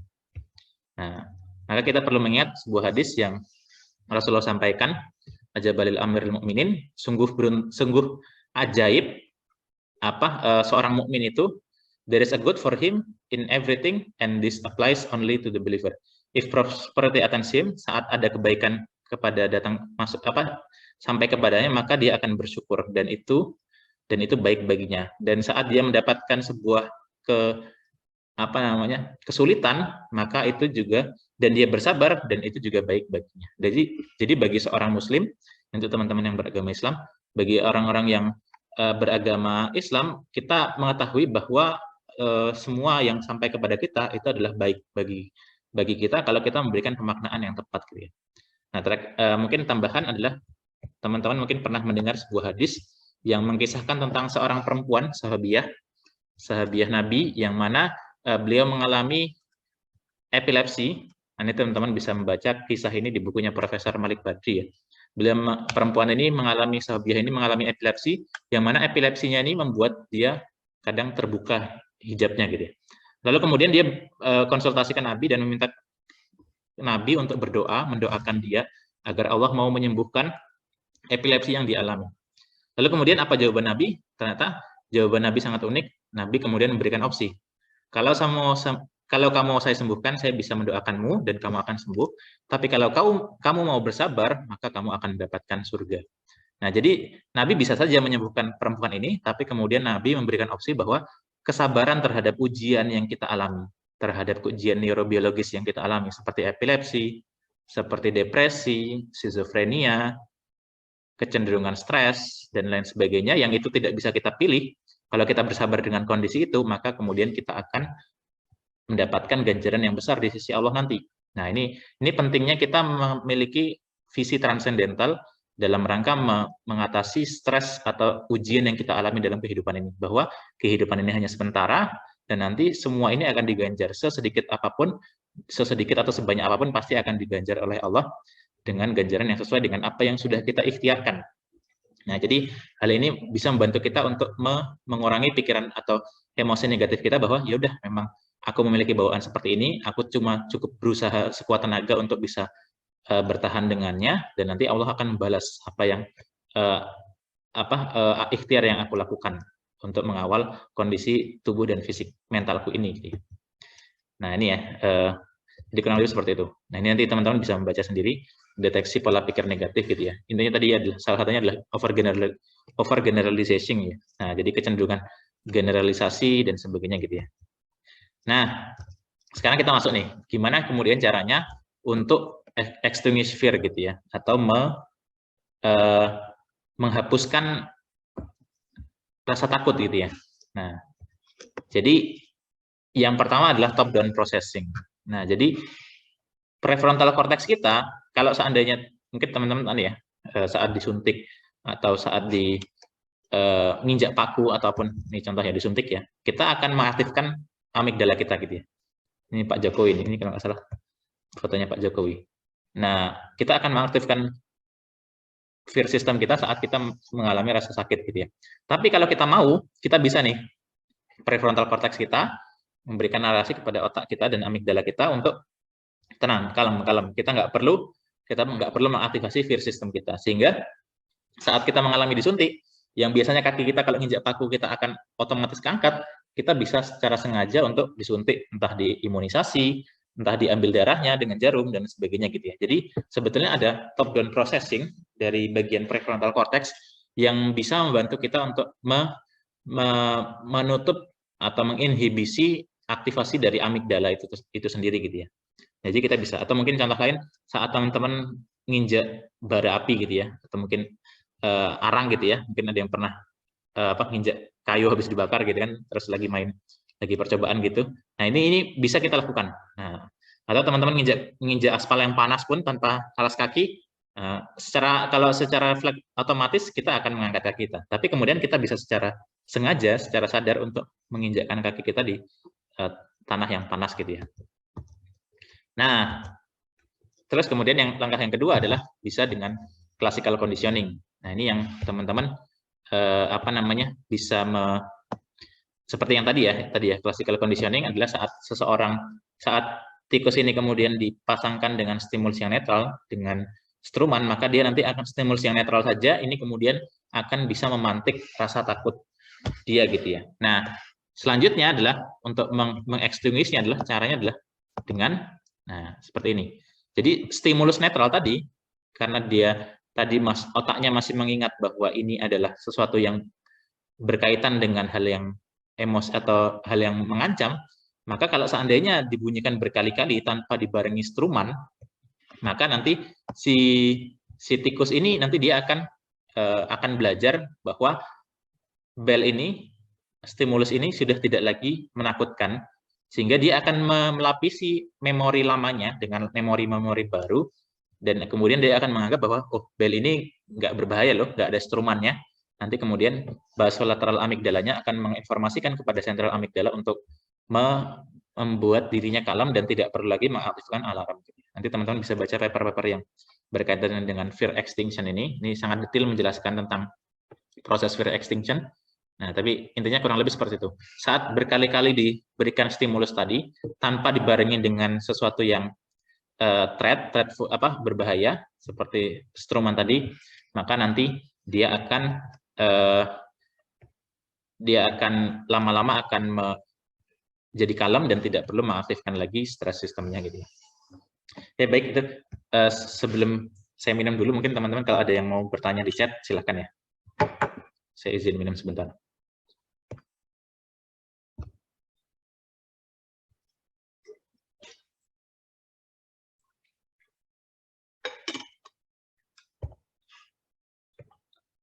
Baik. Nah, udah mau jam 10 nih. Ya, jadi ini tadi ya, ini model classical conditioning yang mana dia bisa mengurangi fear sistemnya saat dia dipaparkan berkali-kali dengan suatu stimulus, tapi stimulus itu sudah tidak lagi dibarengi dengan hal yang atau stimulus negatifnya gitu ya. Nah, ini kan kalau di laboratorium, kalau di dalam dunia sehari-hari kira-kira kita gimana nih? Nah, contoh lain adalah exposure terapi ya. Nah, contoh misalnya kalau kita memiliki fobia ular atau laba-laba, dengan diberikan ini gambarnya bukan merepresentasikan terapinya ya. Kalau ini jelas ini berbahaya sekali ya, maksudnya anak kecil langsung diberikan ular seperti ini. Nah, tapi nanti teman-teman bisa dilihat di YouTube ya tentang bagaimana exposure terapi untuk orang yang fobia ular atau laba-laba gitu ya. Jadi kalau bagi dia yang fobia, hanya melihat gambarnya atau membayangkan tentang ular atau laba-laba itu sudah mengaktifkan fear system. Tapi nanti kalau seandainya ada dia ikut dalam terapis, nanti terapisnya untuk secara pelan-pelan membuat dia dipaparkan dengan dengan sumber bahaya itu, pertama dengan gambar, dengan mainan laba-laba. Nanti lama-lama dia akan merasa oh laba-labanya nggak apa gitu ya. Nah ini pelan-pelan dia akan frontal cortex-nya akan memantik basolateral amigdala dan juga sentral amigdala untuk membuat dia kalem, tidak perlu lagi mengaktifkan fear sistemnya. Nanti lama-lama dia akan mulai kalem, lalu kemudian saat dihadapkan dengan ular beneran, tapi ini tentu ularnya harus ular yang sudah terlatih, yang dia tidak akan mematok gitu ya, karena kalau enggak nanti malah dia fear-nya akan kembali lagi. Jadi memang ini terapi yang cukup bahaya kalau seandainya tidak didampingi oleh terapis yang handal ya. Nah, jadi harus dipaparkan dengan stimulus yang tidak berbahaya lagi. Nah, kalau seandainya ularnya adalah, jadi kita nggak mau untuk menghilangkan rasa takut kita terhadap ular, karena nanti suatu saat kalau kita menghadapi ular di alam liar, kalau stress system atau fear system kita tidak teraktivasi, malah justru berbahaya bagi kita. Nah, tapi kita perlu membuat ini agar tidak perlu lagi menjadi fobia. Nah, setidaknya kita kalau dalam konteks hewan peliharaan sebagainya ya udah kita santai aja gitu. Nah, jadi fear system ini bisa kita kondisikan dengan cara exposure terapi tadi. Nah, mekanismenya adalah tadi. Nanti lama-lama frontal cortex kita akan memberikan pantikan untuk kepada bagian amigdala untuk tidak lagi perlu menakuti hal itu. Walaupun ini butuh proses ya dan harus didampingi oleh terapis yang handal. Atau mungkin takut dengan dosen pembimbing, misalnya kita pernah mengalami hal yang traumatis misalnya dengan dosen pembimbing kita. Nah, nanti otak kita tadi akan memiliki kecenderungan untuk menggeneralisir bahwa dosen pembimbing killer atau dosen penguji skripsi killer dan sebagainya gitu ya. Sehingga mungkin nanti kita akan jadi memiliki kecenderungan takut untuk aku mau S2 tapi takut nanti ngadepi tesis, S3 nanti takut, apalagi S3 ya, S3 terkenal dosen pembimbingnya itu cukup stressful ya karena kesibukan dan lain sebagainya gitu ya. Nah, maka nanti dengan adanya, kalau seandainya kita bisa menterapinya dengan apa? Dengan memberikan terapis di mana dihadapkan dengan dosen-dosen yang baik, dosen-dosen yang tidak bahasanya tidak killer dan sebagainya, sehingga nanti lama-lama orang ini akan belajar bahwa dosen killer yang pernah aku alami itu adalah yang dulu loh. Tidak semua dosen seperti itu gitu ya. Nah, jadi bisa membedakan, tidak menggeneralisir lagi rasa takut yang dulu pernah dialami gitu ya. Nah, hal yang lain adalah yang bisa dilakukan adalah nanti mungkin teman-teman yang sedang mengalami hal-hal traumatis dan sebagainya bisa datang ke terapis atau psikolog atau psikiater untuk minta di terapis ya. Nah, bahwa nanti saat kita melakukan terapi, nanti kemudian terapis ini kemudian membantu kita untuk menceritakan pengalaman-pengalaman traumatis secara detail. Nah, menceritakan pengalaman traumatis itu saja, itu sebetulnya sudah mengaktifasi stres sistem kita, apalagi yang dia benar-benar mengalami kejadian yang traumatis. Saya pernah dengar sebuah kasus tentang adanya seorang ustazah yang kemudian diperkosa oleh seorang ustadz di pondoknya sendiri, yang kemudian hal itu membuat perempuan tadi atau ustazah tadi sangat trauma dengan kondisinya gitu ya. Nah, sedikit aja ada clue-clue atau cue-cues yang kemudian akan memantik ingatannya terhadap kejadian itu membuat dia sangat traumatik gitu ya, apalagi sampai menceritakannya secara detail. Nah, tapi nanti kalau seandainya ada terapis yang akan membantu dia untuk menyembuhkan ini dengan cara apa? Menceritakan, tentu ini didampingi ya, jadi karena ada kecenderungan bahaya saat seandainya tidak didampingi oleh terapis yang handal, nanti justru malah mungkin dia akan terbangkitkan lagi dan akan membuat dia semakin takut dengan kondisi itu ya. Tapi kalau seandainya terapisnya handal, nanti dia pelan-pelan bisa mengurangi kecenderungan rasa takutnya. Nah, saat dia bercerita pertama kali, maka dia akan mengaktifkan stres sistemnya. Nanti kemudian besok pekan depan datang lagi ke psikolog, lalu kemudian menceritakan lagi sekali, 2 kali, 3 kali, 4 kali, 5 kali, lama-lama nanti kecenderungan stresnya itu kemudian akan mulai reda. Kenapa? Karena nanti dia akan belajar bahwa cerita yang sudah diulangi berkali-kali tidak akan menimbulkan perasaan atau emosi yang sama dengan sebelumnya. Nah, jadi mekanismenya seperti itu. Jadi tidak perlu lagi mengaktifkan fear system yang sama seperti sebelumnya gitu ya. Bukan berarti kejadian dulu itu tidak penting, kejadian dulu penting, tapi kemudian kita termakan dengan trauma kita atau namanya kecenderungannya adalah post traumatic stress disorder ya. Itu sesuatu hal yang maladaptif. Sehingga kita perlu move on.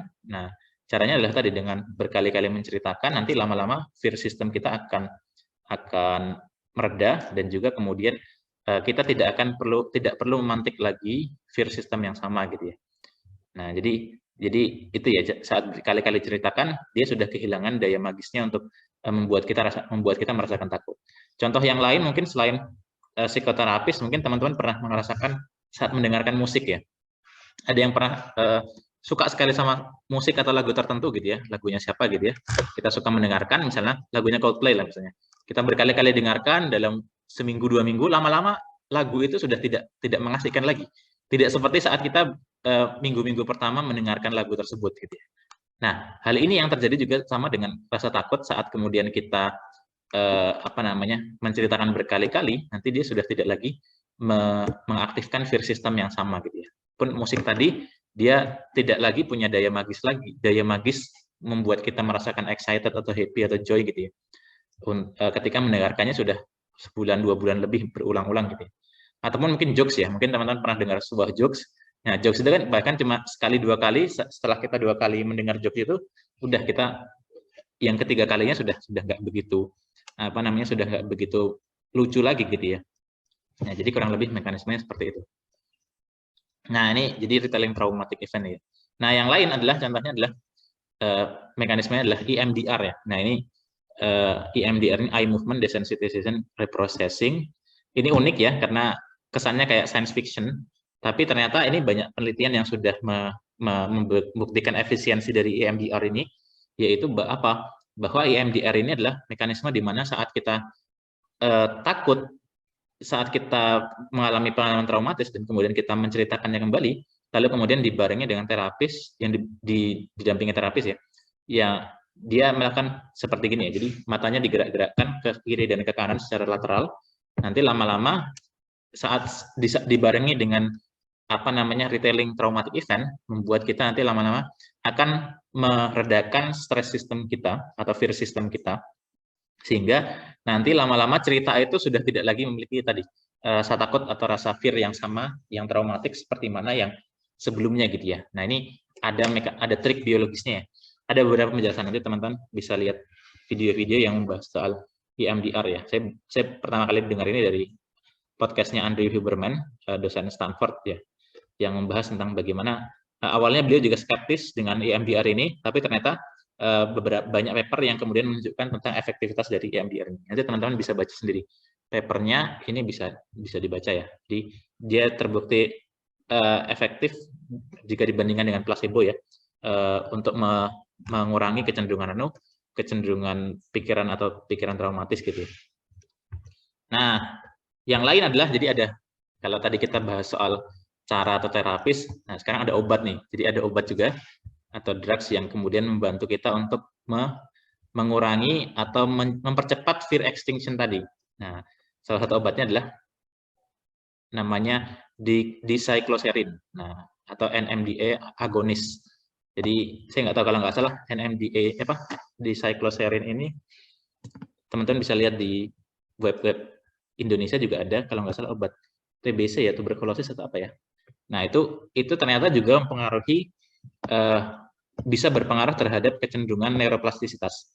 Nah mekanismenya gimana? Bahwa dicycloserin ini nanti akan akan mempengaruhi NMDA, non-methyl diaspartate agonis, yang mempengaruhi reseptor NMDA ini, sehingga saat mengonsumsi ini akan membantu proses neuroplastisitas.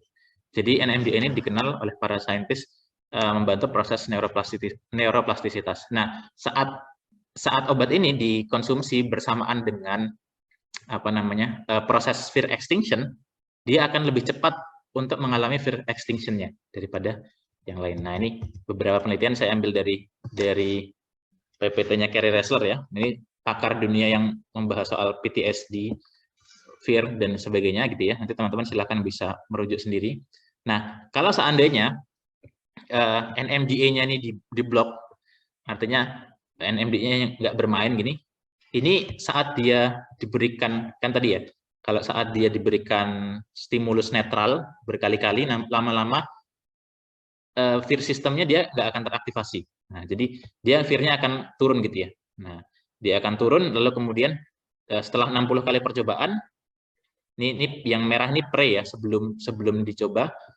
Terus kemudian yang hijau ini post setelah dicoba. Setelah 60 kali diberikan stimulus netral, nanti lama-lama stimulus netral ini sudah tidak lagi mengaktifkan rasa takutnya. Nah, ini nah, seperti itu. Jadi NMDA ini kemudian ternyata kalau diberikan NMDA yang kanannya ya, ternyata dia tidak belajar untuk menghilangkan rasa takut. Nah, jadi seperti itu. Tapi kalau seandainya dia diberikan NMDA, dia akan lebih cepat untuk mengurangi rasa takutnya gitu ya. Nah, jadi intinya NMDA membantu dia untuk cepat belajar mengatakan bahwa ini stimulus yang netral dan tidak perlu lagi kita mengaktifasi fear system kita gitu ya. Nah, sedangkan kalau kita diblok NMDA-nya, malah nanti kemudian kita nggak cepat belajar terhadap ekstensi rasa takut gitu ya. Nah, ini sudah diuji oleh di beberapa penelitian lain ya. Ini yang garis ke bawah ini yang hasilnya dia. Yang garis ke bawah ini di mana menunjukkan kalau diberikan NMDA, dia akan lebih cepat untuk mengalami fear extinction-nya gitu ya. Dalam social anxiety, dalam OCD, PTSD, dan lain sebagainya, itu akan menunjukkan dia cepat dalam proses recovery atau fear extinction gitu ya. Nah, mungkin itu ya yang bisa saya sampaikan. Sebenarnya masih ada lagi slide yang lain, tapi ini nanti terlalu panjang. Mungkin kalau dari rekan-rekan ada pertanyaan dahulu, saya persilahkan. Kalau ada yang mau bertanya, silahkan.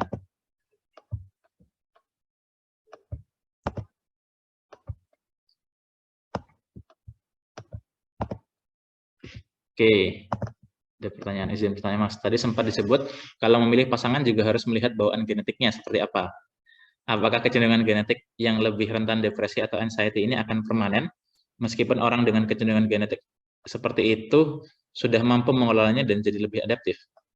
Karena beberapa waktu lalu sempat ramai di medsos kurang lebih seperti ini. Jangan nyari pasangan yang narsistik atau punya mental health issue tertentu.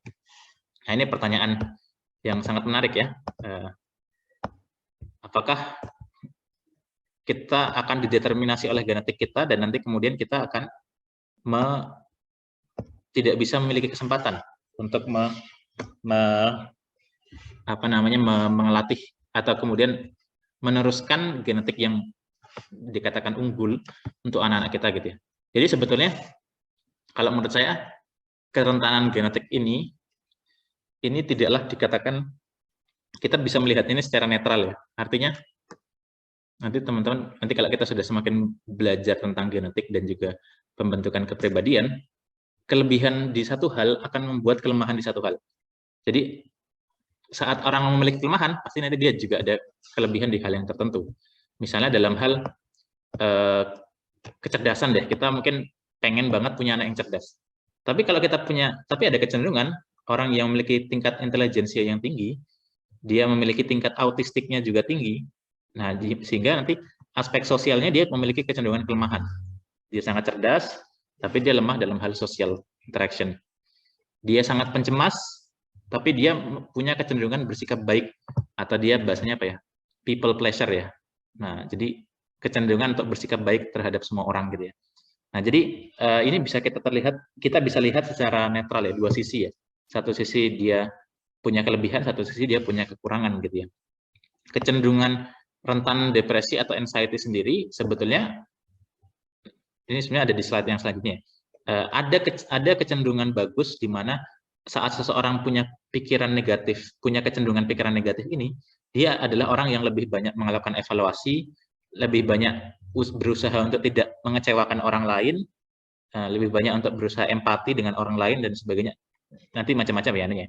Nah, sehingga nanti ada satu sisi orang ini memiliki kelebihan tertentu daripada orang yang lain.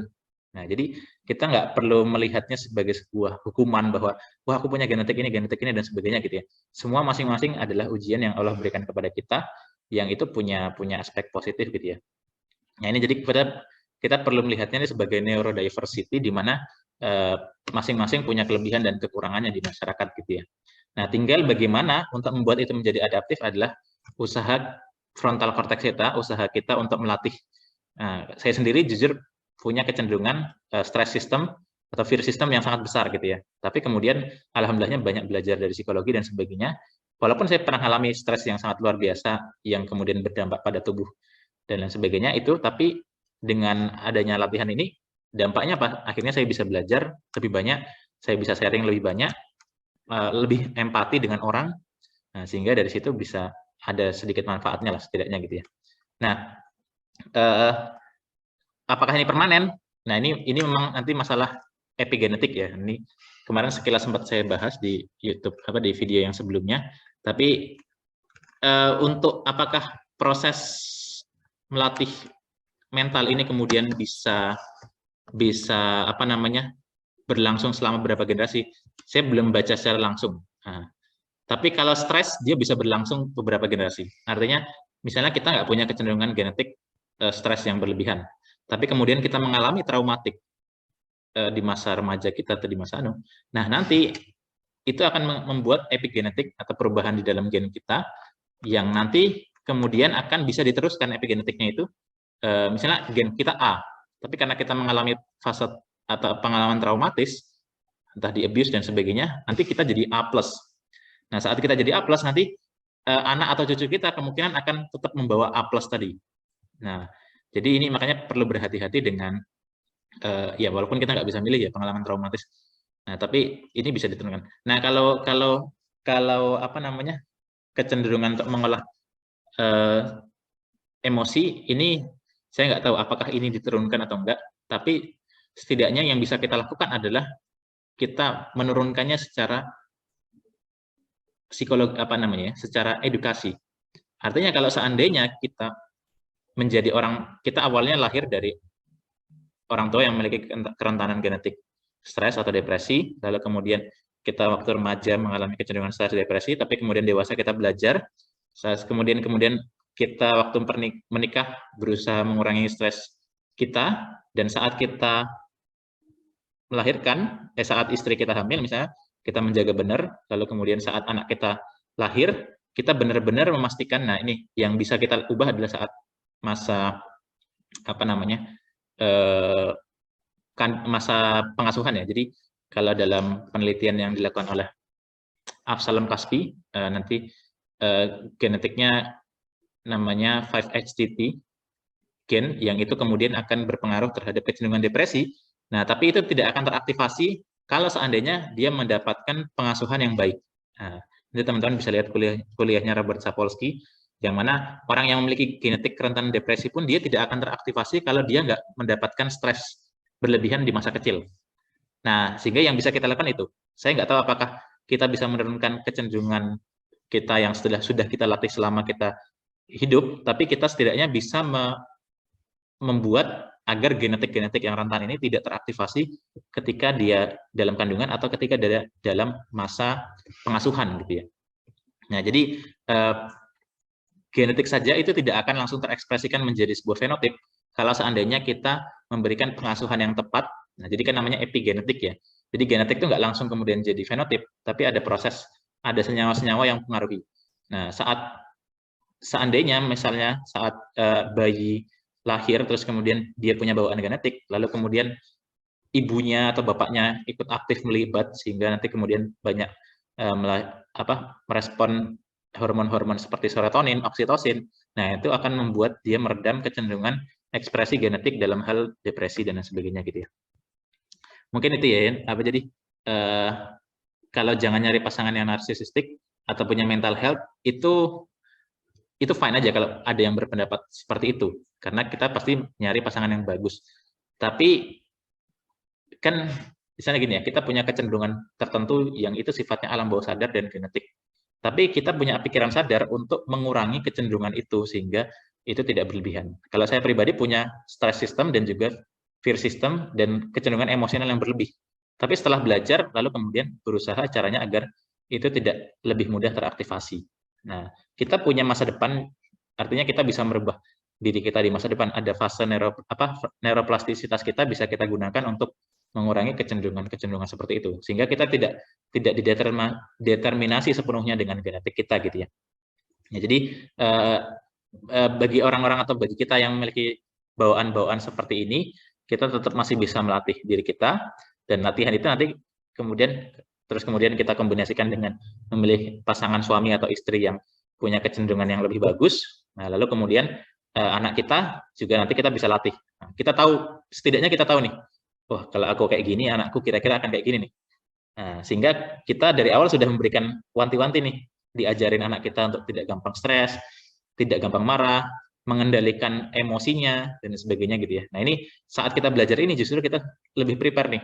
Nah, nanti kamu mungkin akan lebih mudah marah, lebih mudah emosi, karena kamu mungkin mirip kayak bapak gitu kan. Nah, sehingga nanti kamu rajin-rajin zikir ya nak, rajin-rajin belajar, rajin-rajin mengendalikan diri gitu-gitu ya. Jadi ini dapat membuat kecenderungan kita jadi perilakunya lebih adaptif gitu ya. Mungkin itu ya, nanti kalau ada pertanyaan lagi silakan. Terjawab nggak nih? Oke, selanjutnya Mbak Yurisa, saya lagi baca hal terkait distraksi. Tadi disebutkan juga kalau distraksi dalam kadar tertentu bisa mengalihkan negatif thinking. Fenomena sekarang banyak orang yang sengaja tenggelam dalam distraksi, betul sekali, via sosmed yang justru semakin memperparah negatif thinking. Mungkin kapan-kapan bisa dibahas juga ini. Oke, iya sih Mbak. Jadi benar ya, distraksi, ya, distraksinya biasanya betul anak muda sekarang distraksinya sosmed ya. Nah, kalau menurut saya betul ya.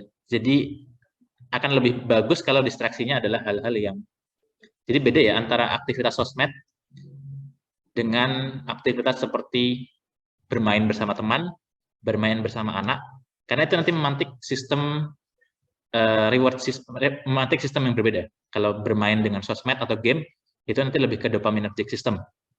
Kalau kita bermain dengan teman, keluarga, berinteraksi, bercengkrama, nanti akan lebih ke, kalau bahasanya siapa namanya, para neuroscientist itu here and now molecule, atau lebih ke serotonin, oksitosin, dan itu nanti lebih membuat kita kalem. Nah, kalau saya sendiri lebih prefer untuk aktivitas-aktivitas yang engaging-nya yang seperti itu. Jadi yang banyak melibatkan hormon nggak cuma dopamin saja, tapi juga hormon oksitosin ya. Apalagi oksitosin, serotonin memang dikenal bisa meredakan stres gitu ya. Oke, itu. Mungkin ada lagi teman-teman? Kalau mau bertanya langsung juga boleh, silakan. Tidak perlu malu.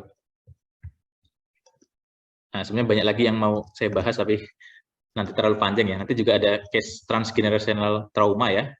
Jadi kalau seandainya tadi kita trauma, nanti bisa diturunkan ke anak kita gitu ya. Nah, ini walaupun itu penelitian yang sangat advance ya.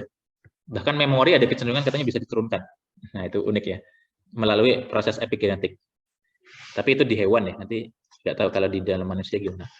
Nanti teman-teman silahkan untuk mau mempelajari lebih dalam soal fear dan bagaimana fear extinction, nanti bisa baca atau lihat YouTube beberapa neuroscientist ternama yang mungkin bisa jadi rujukan.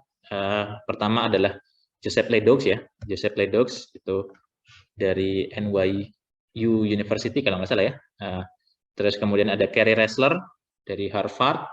Terus kemudian nanti yang secara umum bisa lihat siapa ya, Andrew Huberman, nanti bisa lihat podcast beliau dosen Stanford yang sering jadi rujukan saya, atau Robert Sapolsky, dan banyak lagi yang lain ya. Nanti bisa lihat di Google Scholar. Jadi lihat di Google Scholar yang paling tinggi siapa citasinya ya. Oke, saya ke pertanyaannya Kuni dulu. Izin tanya Mas, adakah kemungkinan orang yang mental disorder seperti depresi dan anxiety, tapi ketika ditelaah 3 risk faktornya, genetik, prenatal, dan SCS, dianya tidak ada masalah. Secara support system juga cenderung baik. Saya pernah menemui kasus ini, dan ternyata ketika berusaha menjelaskan ke orang lain, lebih susah daripada ketika risk faktornya jelas.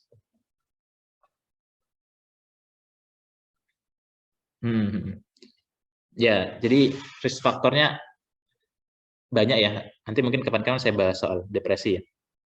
Depresi selain 3 tadi bisa juga disebabkan karena hormonal, dan perempuan lebih rentan ya. Perempuan sekitar 2 kali lebih rentan untuk mengalami depresi daripada laki-laki. Terus nanti ada juga hormon-hormon seperti tiroid ya. Nanti ada penyakitnya namanya Hashimoto disease, hipotiroid. Nanti orang yang kena itu nanti bisa kecenderungan ada simptom depresinya. Nah, tapi dengan diobati dengan hormon, diobati hipotiroidnya, nanti apa namanya, kecenderungan depresinya akan reda juga. Nah, nanti macam-macam, ada yang lain juga seperti inflamasi yang disebabkan karena kekurangan omega 3, EPA omega 3 yang EPA, nah dan lain sebagainya gitu ya. Nah, itu cukup banyak faktor-faktornya yang kemudian membuat seseorang mengalami kecenderungan depresi. Depresi itu sederhananya adalah, kalau saya membahasakan, saya ambil dari Robert Sapolsky, kecenderungan pikiran negatif. Jadi saat kita mengalami pikiran negatif berlebihan, orang pada umumnya dia akan habis pikiran negatif, dia akan recover lagi. Nah, proses orang yang terjatuh dalam pikiran negatif ini, nanti dia akan sulit untuk melakukan recovery, disebabkan karena bagian-bagian otaknya itu sulit untuk melakukan neuroplastisitas, dan sulit untuk mendirect otaknya untuk ke arah pikiran-pikiran yang lebih positif. Jadi dia tenggelam dalam pikiran negatifnya gitu ya.